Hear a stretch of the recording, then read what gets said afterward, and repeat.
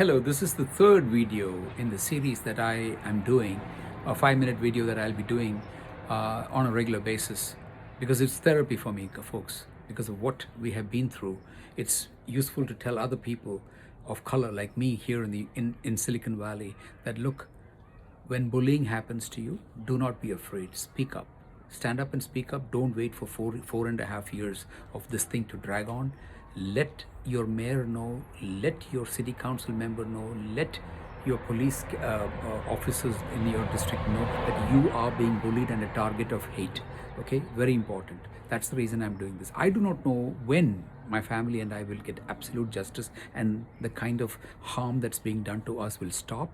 I leave that to the court system to do justice for us, to throw this fellow in jail, that the State Bar of California will suspend this man's license so that he stops troubling this neighborhood, that we can have community in this neighborhood. We don't have a community because of this man. He doesn't, everybody walks around frightened. So with that, let me tell you, start narrating to you what are all the bullying that happened. I told you about the knocking at the door and the abuse. After that, what he did was he put a light, a turning light. It's like a very strong beam on the beam of his garage in the center and focused it on our master bedroom. Our master bedroom is on the second floor. He focused it there, and throughout the night, this light would turn, and disturb our sleep. This went on for almost 6 months, right?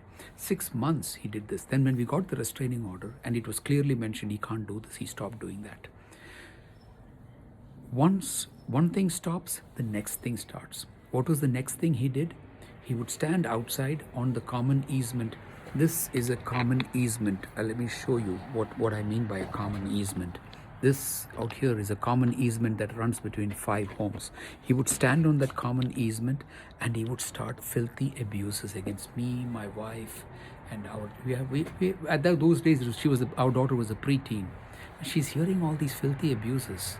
Some of the things that I'm called is fuckhead, dickhead, cure. That I, loudly he will say.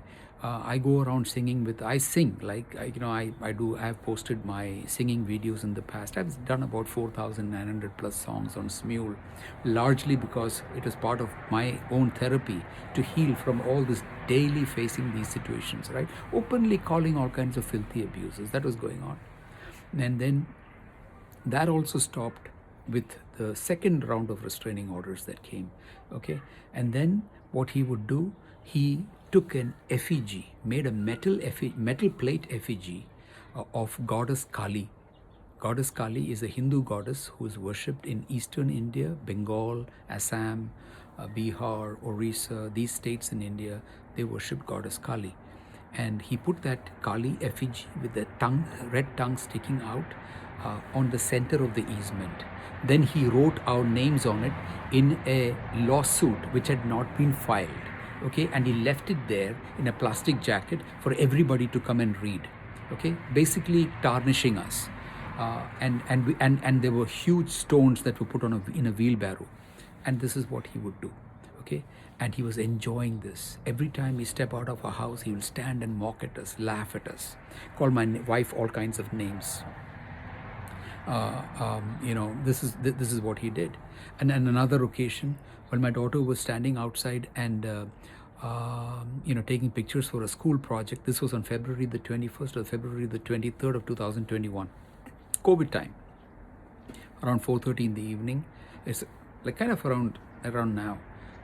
She came rushing into my home office and upstairs and said, "Dad, so-and-so is scaring me." I saw the frightened look in my daughter's eyes and I was shocked. And that's when I decided to stand up. I said, enough of this.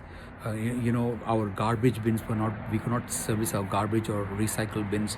Parents of our friends coming here, their cars' license plates were noted down.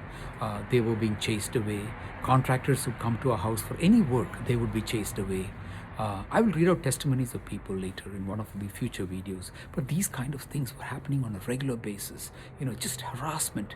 It was affecting our daughter because her friends stopped coming to our house. When she would stand outside and play basketball, this guy would take pictures of her or keep looking at her. And her friends also. So this was causing a lot of phobia. Our daughter, who was an outdoor kid, suddenly started withdrawing into a shell, and she stopped roller skating, she stopped surfing on the high seas, she stopped playing water polo, and gradually our kid was suffering. Her grades dropped. All of these things we have endured, folks, over the last 4 years. I'm proud to say that our daughter has come out of all this because I had to sacrifice my profession as a CPA. I had to bring my daughter. I'm a parent who, my wife and I, we lost our son in 2006. So I know the loss of a child.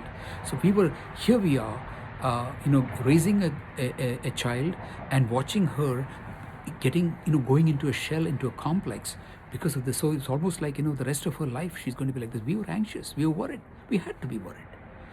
It's easy for me to say that we are bold and strong, but that's not, we have never faced this. I have worked all around the globe. I've never faced a situation like this anywhere I have worked. People have respected me. Even here in my own practice for the last 17 years, you read reviews about me, or people have voluntarily reviewed about my services and everything like that. So I'm not a person who is an unethical guy at all. But I will, as a process of this, also explain. It's already 6 minutes, guys. I have so much to say. I just keep going over the 5 minutes. Thank you. Next one.